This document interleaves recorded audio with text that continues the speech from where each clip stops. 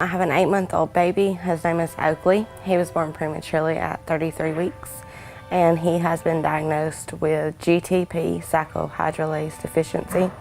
His body does not make dopamine. That gives him dystonia. It makes him hard to regulate his body temperature.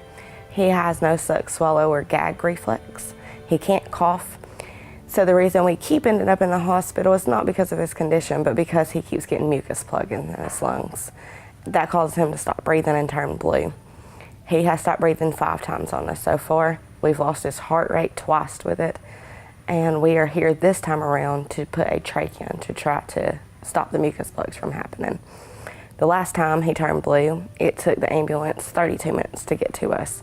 And I had to do CPR for that long. And I'm very lucky he made it through that with no brain damage. And how old is he? Well, he went to the NICU, of course, because it was premature.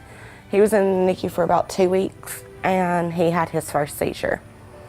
And then that started the process of trying to figure out why the seizure started. And then once they started that, that's when we realized that the reflexes in his throat weren't there, and that he had no eating abilities, that he couldn't really move his hands like he should, and that his legs stayed drawn up, and all of that stuff.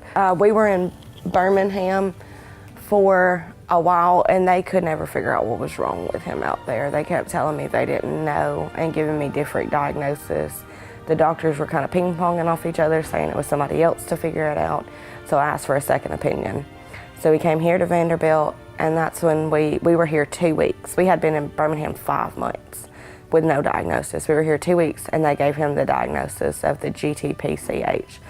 The way the doctors explained it to me is it's a very, very rare. There's only 22 people in the world with it right now, and those are adults. It's never been seen in a child or an infant as far as we know.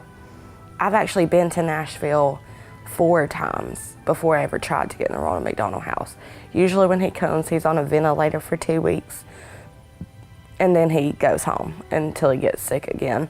This time, because of the trach surgery, he's been here for almost 2 months already, and he'll be here for another 6 to 8 weeks. So I needed somewhere for my 3-year-old to be able to come stay with me, because it's very hard to find a babysitter when everybody in your life works.